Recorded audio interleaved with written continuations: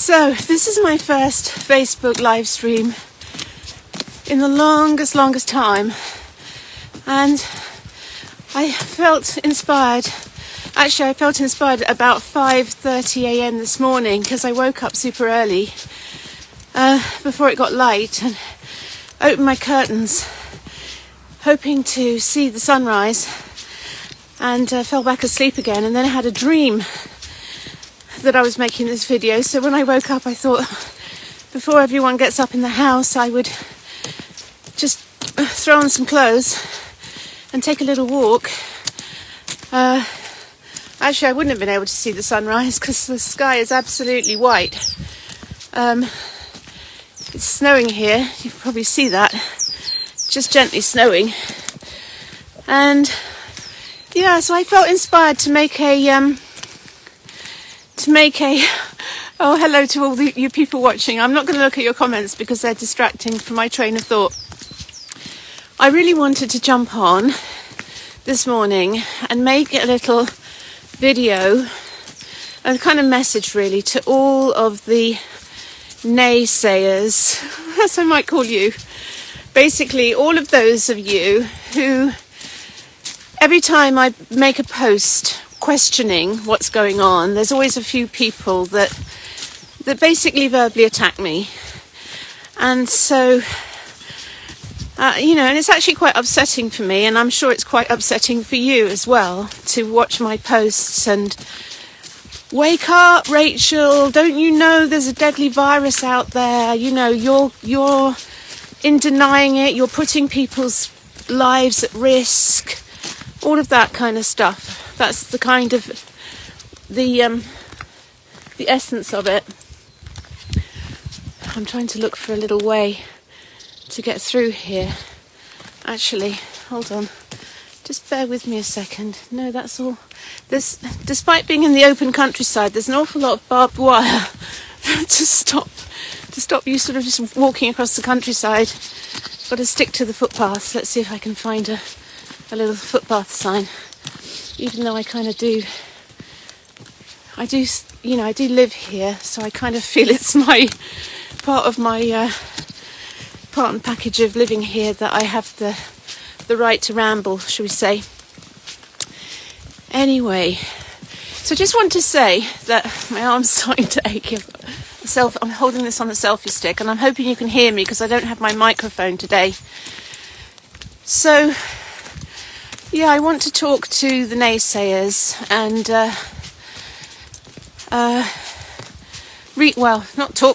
reach out really. I mean, the thing about all of this COVID, when it all started, I was absolutely on board with all the messaging. I was absolutely terrified. I saw all the stuff coming out of China. I saw all those lorries in the streets in China spraying what looked like disinfectant around the streets. Then Italy, all of the hospitals in Italy looking overwhelmed. People being in lockdown in Italy and thinking, oh my God, this is terrible. And I too was really, really concerned, really, really frightened. And I absolutely went along with the programme. Hold on. Can I get through here? No.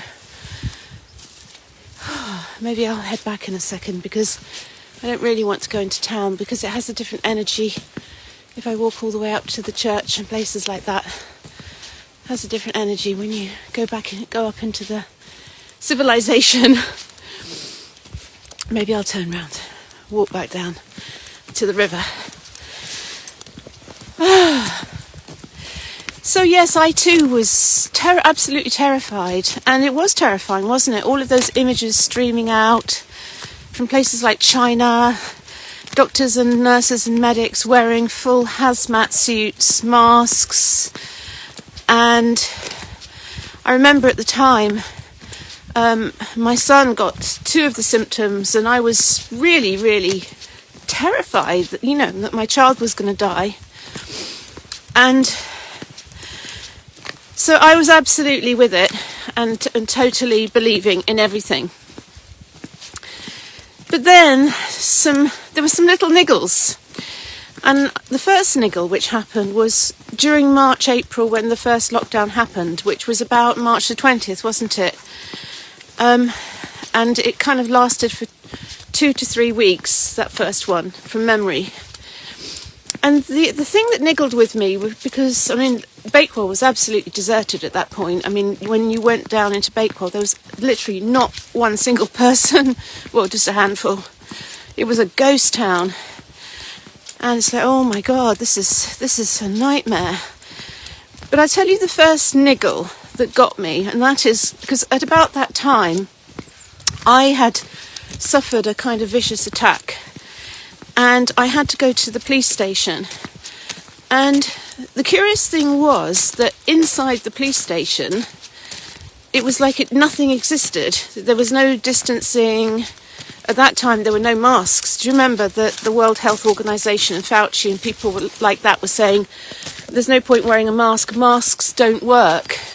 Masks aren't going to protect you. Do you remember? So I went to this police station and absolutely no one was distancing. Everyone was normal. And it was just like nothing had happened. And I thought, that's really weird.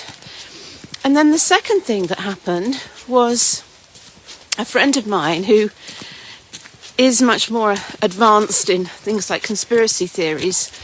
She sent me a document from SAGE, the Special Advisory Group for Emergencies. She sent me a document and said, Rachel, have a look at this. And it was basically a document explaining or directing, it was a directive explaining about, I'm going to stop here, I'm running out of breath. It was a document leaked from SAGE, and it was all about how to drive fear and to get the public to do what you wanted them to do, and all the psychological techniques and tricks and messaging. I mean, it was a real eye-opener, and I'm like, oh my God. And I was shocked. I was really shocked. And of course I thought, this must be a fake.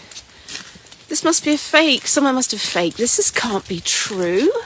There can't be units within government specifically set up to manipulate our behaviour.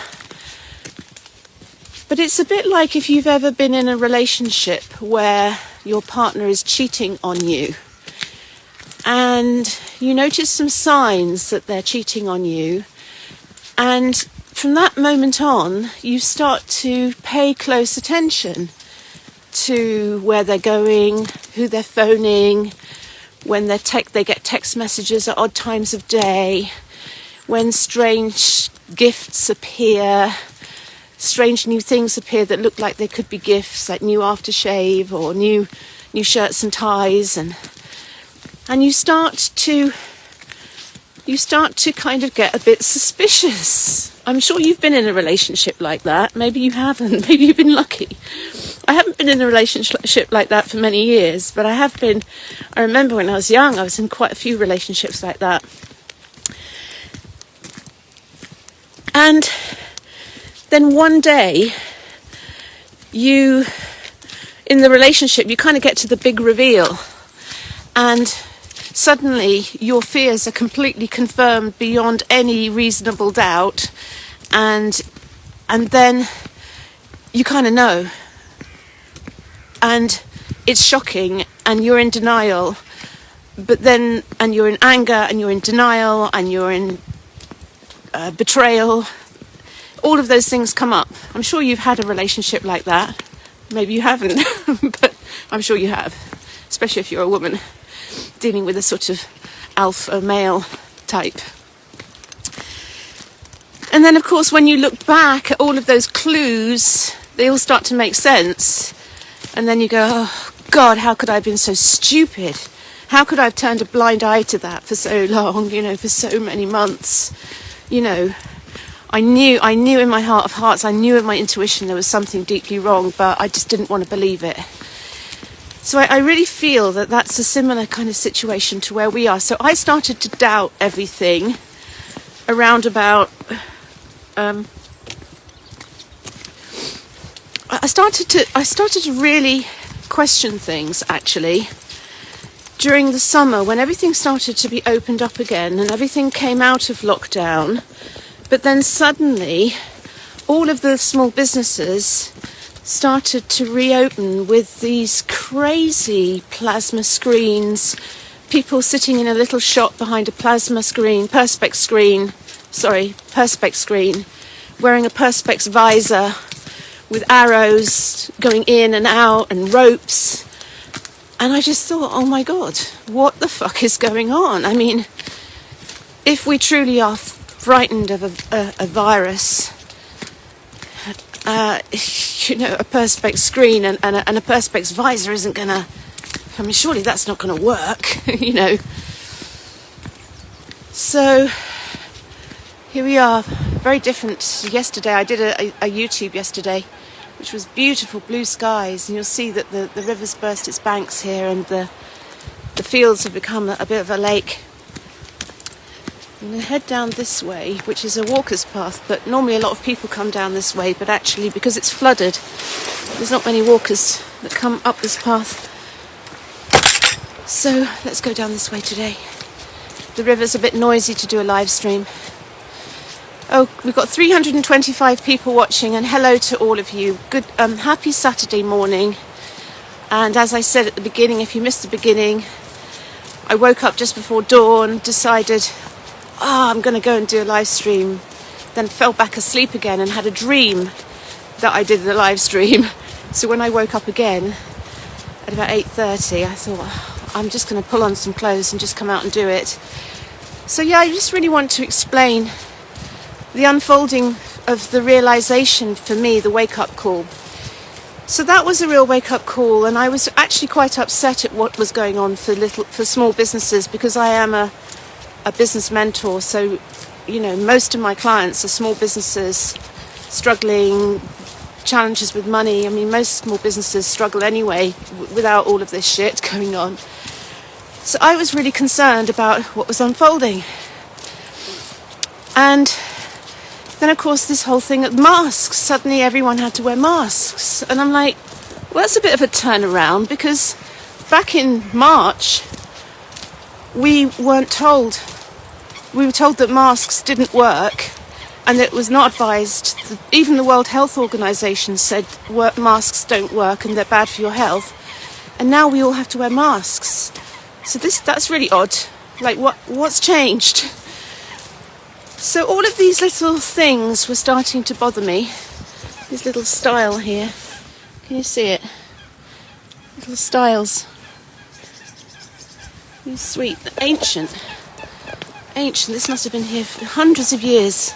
These little, no, it's not a stile, is it? Well, I don't know what it's called. A sort of stile, a gap in the wall that isn't quite wide enough for a sheep to get through, basically. Because the sheep roam on these, the real sheep. This is the real sheep. Oh, there's a pheasant. Can you hear it? They're so noisy, those pheasants. Oh. So, yeah, noisy pheasants. Anyway. Yeah, interesting thing about pheasants, just to take a little detour, because the men and the shotguns come and they cull the pheasants. They go on hunts shooting the pheasants. Big shooting parties come in their Range Rovers to shoot the pheasants. Well, they certainly did before this latest lockdown, and of course they don't call it killing, and they say it's culling, don't they? We've got to shoot them because they need to be culled. We need to manage the forest. We need to manage the land. We need to cull the pheasants. So let's go on a day's hunt and shoot them all. So interesting, that, isn't it? When killing becomes culling, it's kind of okay. It's justified, right? Too many pheasants for the land. Too many pheasants breeding. So we need to cull them. Anyway, back to the story. So all of these little dots are forming of doubt, seeds of doubt. And then I hit a kind of last straw moment in September, because when I moved out here, And I'd been through a very turbulent time after the attack in March, and I thought, I'm just going to heal and I'm going to find a safe space and I'm just going to hunker down and, you know, and just take a bit of a break and a sabbatical and just sort of rest and heal. But actually I was so incensed in September about the rule of 6 that I came out here with my iPhone and I just did a sort of 30-minute rant called Rachel Speaks Out. It was unscripted. I didn't even mind map it. It was just literally just a complete rant of everything that I was feeling. And I put it out on the 9th of September and it went viral. And the interesting thing was, so many people said, oh my God, Rachel, I'm feeling exactly the same thing. You're speaking exactly to what I was feeling but couldn't put into words. Thank you so much. That's exactly what my intuition tells me as well. There's something behind this. There's something more to this than meets the eye. And of course, with that validation and that before, and basically that video has now been taken down from both Facebook and first it was fact checked by Facebook and it was kind of goes like they put a mask over it, one of those grey fact check sort of masks. It was still running on YouTube, so by the last count, I know it had at least 250,000 views, and it's been taken down now, so I've lost access to it. I don't know how many views it did have, and I've lost access to all the comments as well. So, but it created enough impetus and energy. I'm going to have to stop here because look, the footpath has turned completely to a lake here. You can see, and the banks of the river have burst. It's a complete lake here. It's beautiful actually, all the swans and the ducks on here. The other day I was driving back. There's 2 swans that live on this stretch of the river, amazing beings. And I was driving back over the bridge, Conksbury Bridge, if you know this area, which is an ancient stone bridge just a bit up that way. And the 2 swans were flying together down the river and just flew in front of me across down the river in front of my car. Huge. Oh, so beautiful, so amazing to witness the swans when they fly. 2 swans, taking that as a good omen. Maybe a relationship's on its way. Swans mate for life, don't they? Yeah, my Krishna call sort of fizzled out, if you saw that video. Anyway, I won't go into that tangent. But if Krishna's watching, please get in touch. Anyway, back to the story. So when I got that hugely positive reaction, I then made it my business to start delving a bit deeper and start researching and start finding out for myself. Now at this point I want to just say to you that a bit about my background, because I trained in accountancy, in taxation in accountancy. So I have 7 years and I have a professional qualification from many years ago, back in the 80s, in the Thatcher era. I worked in the City of London and I worked my way up. I'm an ATII. It's long since expired, that qualification. But what it means is that I'm quite forensic, and I'm also very good at data analysis, investigation. It's like tax investigations, piecing things together, missing records, piecing together tax returns, that kind of thing. So statistics don't faze me, and I can analyse data quite well. I've also spent practically all my life in the world of business. Oh my goodness, this is a bit of an omen here, sweeties. Look, can you see it? It's dead bird, dead blackbird. So that's not good, is it? Well, I don't even know what sort of bird that is. Is it a raven? Is that a good omen? A bad omen? Well, anyway, I welcome your comments on that. Anyway, so I've also spent my whole life in business, and I started a business called Red Letter Days when I was 24, struggled with it, and then through a lot of magic actually. Finding the right formula, it took off and it grew into a multi-million turnover business, which had me winning awards and got me on Dragon's Den. And I grew it from literally from nothing on a shoestring budget to, by the time I exited it, shall we say, it was 18 million turnover and it was a market-leading brand. And I was really in the capitalist program and also getting on Dragon's Den and moving in those circles and speaking at events. I was invited to speak at a lot of events, hence why coming on video, speaking unscripted, don't faze me at all, because I've spoken at probably, 300 events. So I also have a really good understanding of the world of capitalism. Now, the world of capitalism is completely different to the world of small business and SME, small, medium enterprises. Let me just pause there with that thought, because I'm going to climb over the fence here and go into the field. Let's go down to the river. Oh, okay. Facebook doesn't like it when I rotate the phone. Okay, so here we are. This is the lake, this is the field, the floodplain. So you can see it's a lot of rain, a lot of melting snow. So yes, I've had massive exposure to the world of big business, capitalism, and I kind of know how capitalism works. I know how alpha males work, the alpha male, the archetypal alpha male. And I don't want to be sexist here, but it's important to really get that the people behind what's going on are capitalists. There's absolutely no doubt in my mind. So anyway, back to the story. So I made it my business to start researching. So I started looking much more closely at the statistics. I also read The Great Reset by Klaus Schwab, because so many people were mentioning this Great Reset. Even Boris Johnson in his Conservative Party conference speech talked about the Great Reset. So I thought, I have to read this book. And it was so interesting. I actually made a video called Rachel's Rabbit Hole Roundup, where I talked about the Great Reset. That's still on YouTube. And one of the interesting things about the Great Reset, reading it through the eyes of an experienced businesswoman who's been in accountancy, I've read hundreds of business plans over the years.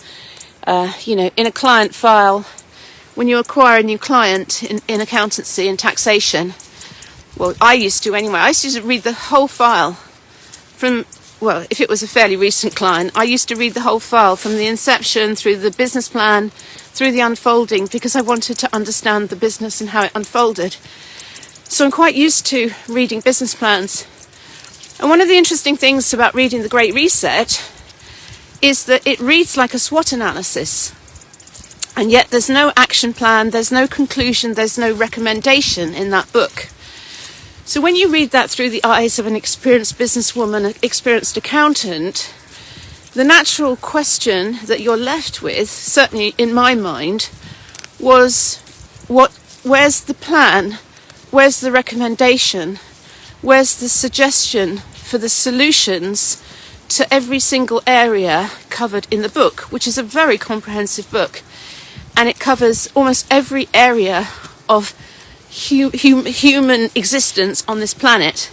The glaring omission is actually it doesn't touch upon spirituality at all. It talks about technology and economies and social behaviours, all sorts of things.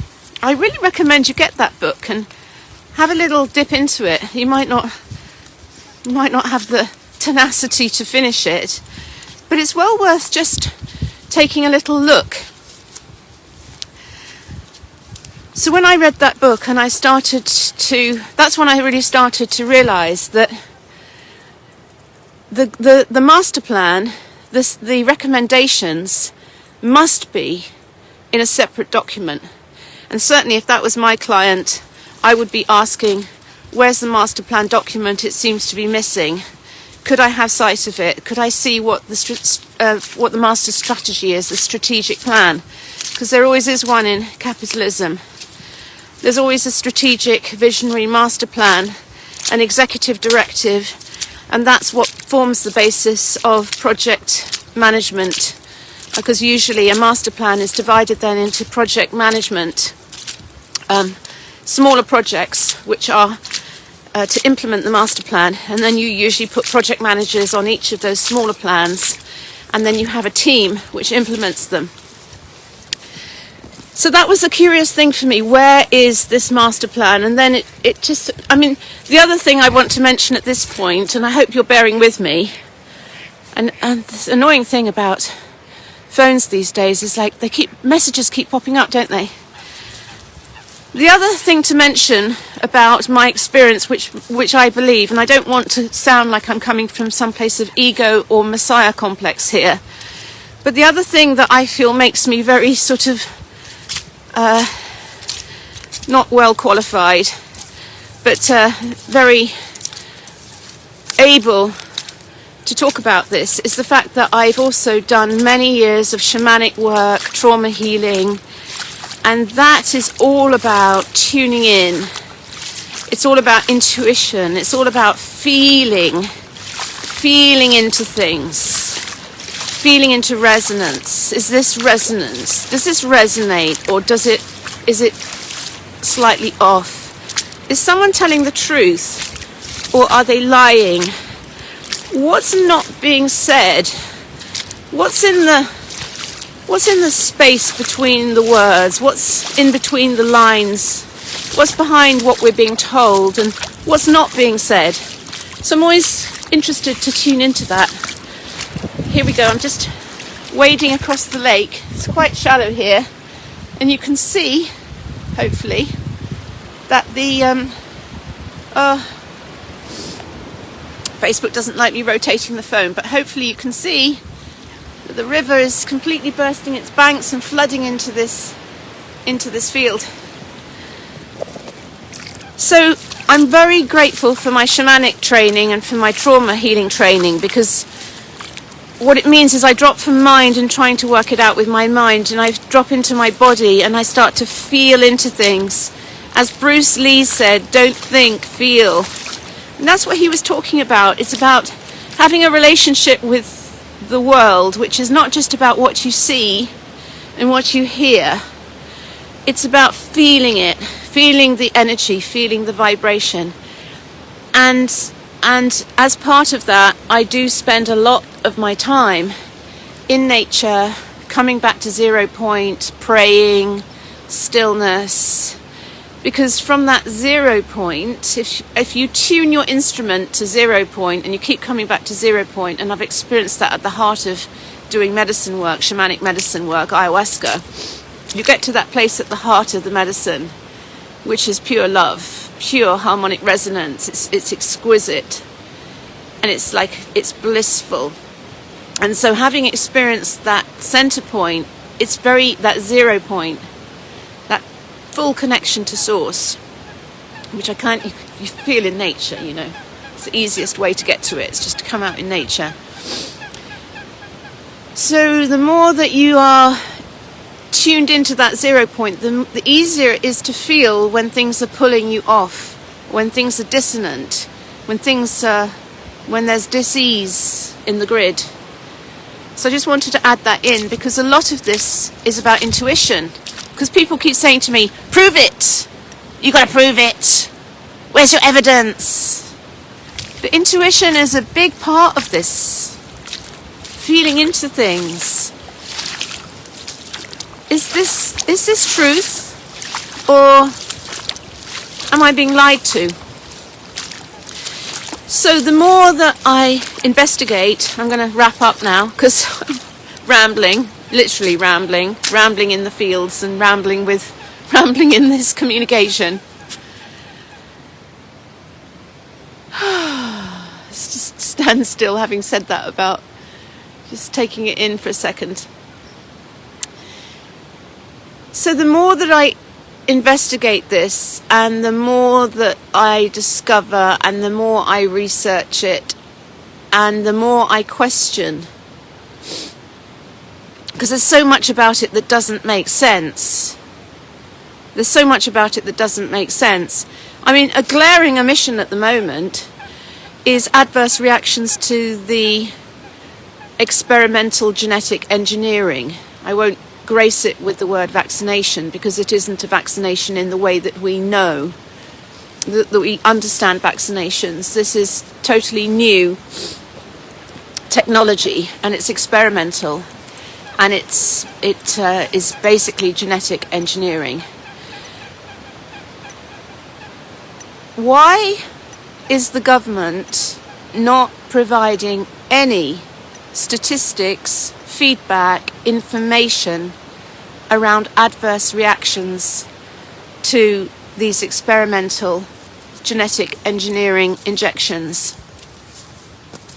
I mean, that's a big one for me. That's a big omission.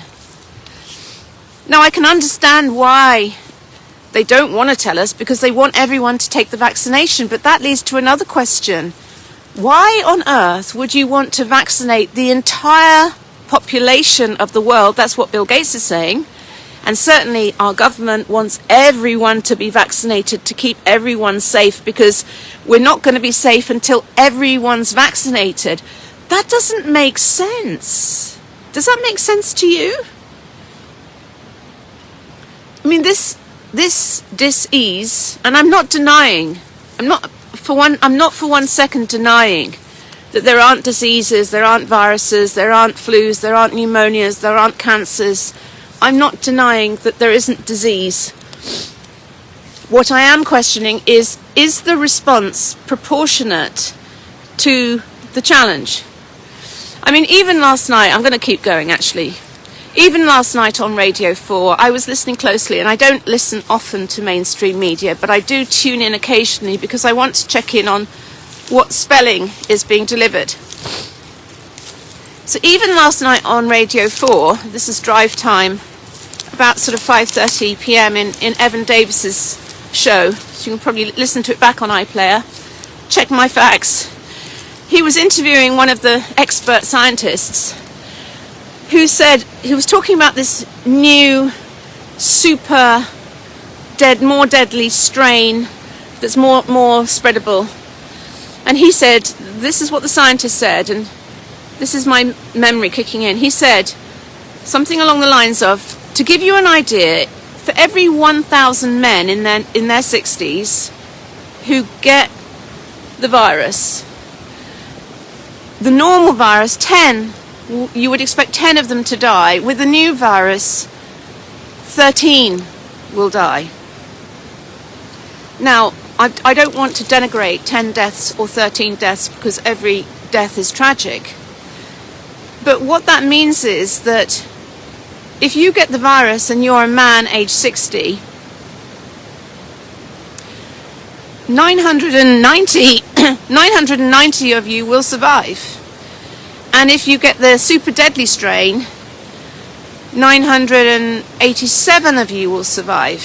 Now, if you put the statistics like that, that would have a completely different thrust, wouldn't it? But it's like, oh my God, 10 to 13. But actually, when you consider that from a pure statistics point of view, that isn't severe death odds. And when you consider that if you take the total population, there's a 99.97% survival rate, even if you get it with no treatment. Those kind of statistics don't justify a mass vaccination program where every single person on the planet has to get it. And then, of course, with this vaccination, which was formulated in response to COVID-19, I'm going to rest my arm on this post. This vaccination, aka, I mean, see, look, I'm using the spelling vaccination. It's experimental genetic engineering. The experimental genetic engineering that was created in response to COVID-19. Oh, yes, it works. It still works for this new strain. Don't worry, it still works. But then in the next breath, if you listen to Radio 4 last night, Evan was asking, so if there are lots of new strains, is it inevitable that we're going to have new vaccinations for new strains that come out? And it's like, yeah, that is quite possible. So can you see that we are being herded into a mass vaccination program. It doesn't make any sense. None of it makes any sense. The lockdowns don't make any sense. I mean, why would you destroy the economy for something that has a 99.97% survival rate? Surely you would shield the most vulnerable, the elderly, and you'd pour all the money into shielding those people and vaccinating those people if you really felt that was the solution, which is kind of what they're doing. But unfortunately, most of them, or a lot of them, are falling down dead. That's the anecdotal evidence. So many horror stories. I mean, it's tragic what's going on. I mean, it just doesn't make any sense. None of it makes any sense until you transcend all of the granular detail and you open your mind and your eyes to the master plan. And when you open your eyes and your mind to the Great Reset Global Master Plan and you piece it together using all the details you can find, combined with intuition and feeling into it, because of course no one's going to tell you what the plan is, then no one's going to present it to you. It is hidden in plain sight. It is there. You can find it, but you have to look for it. Like the statistics, it's all there. They're presenting it to you. They're making it difficult to find it, but it's all hidden in plain sight. This is the way that it works. It has to by spiritual law, it has to be presented in plain sight. But if you don't spot it, or you don't see it, or you don't act on it, tough shit. So all of this only makes sense when you put it into the context of the Great Reset Global Master Plan. I'm not going to go into that because there are plenty of videos on that. If you go to my Odyssey channel, I've reposted some other videos. There's plenty of content if you are open to it. There's plenty out there explaining this if you are open to it. But the key thing is to open to it. The key thing is to be inquisitive and to question and to open to it. Exactly as I did back in the summer, starting to question. Something doesn't feel right here. Something doesn't make sense. And believe me, there are so many people now who are awakening to this. Particularly women, I have to say, particularly the mothers amongst us, the women amongst us who tend to be a little less embedded in the program, tend to be a little bit more in tune in the heart center, because we have a natural maternal instinct, which is to protect our children. And Dr. Andrew Wakefield talks about that. The mother's instinct is one thing that can never be eradicated. So I wanted to make this video to speak to the naysayers. I wanted to explain my journey into the unfolding, the unraveling of this. Just maybe to soften your hardened approach, and also to ask you to maybe be a little bit nicer to me, because it's not nice to be attacked. And I'm not on here to say I'm right and you're wrong. I just wanted to explain that I too was in that place of absolutely believing everything that was being pumped out. And it was only when I started to question, is this the truth? That was when I started to open to a wider view, a wider possibility. And unfortunately, the more I investigate, the more I discover, the more I feel into it. I feel we have a serious problem on our hands, people, because this isn't going away. This isn't going away. I think they may lighten it up over the next few months like they did last year. When flu season ends and they can't explain it away, I think they may well ease off a little bit, maybe let the pubs open again and restaurants open, and then boom, we'll be back in the autumn, winter again. Maybe, just maybe. But I'm praying. I mean, I know there are so many people waking up. One of the things that's really helped me is to create a support group. I created a free support group. You can sign up, you can get on there, it's completely free. And every Monday at 12 noon, I host a Zoom session and I just invite people at random to come on for 2 or 3 minutes and just speak their truth. And some amazing people have come on there. Beautiful, spiritual, evolved people who are seriously worried like I am. And it's like birds of a feather are flocking together. We know there's something very wrong here, folks. And unfortunately, everything that all of the conspiracy theorists who were ahead of me, that I didn't believe back in the day, I like, no, that can't be right. Unfortunately, everything they've said has happened. Everything they've said has come to pass, unfortunately. And if we keep on this trajectory, it's serious. What's unfolding is really serious. And we need to be consciously aware of it. Because when we're consciously aware of it, when we shine the light into that darkness, that's when it loses its power. So sending you lots of love, and have a great Saturday, have a great weekend. And bye for now. Bye-bye.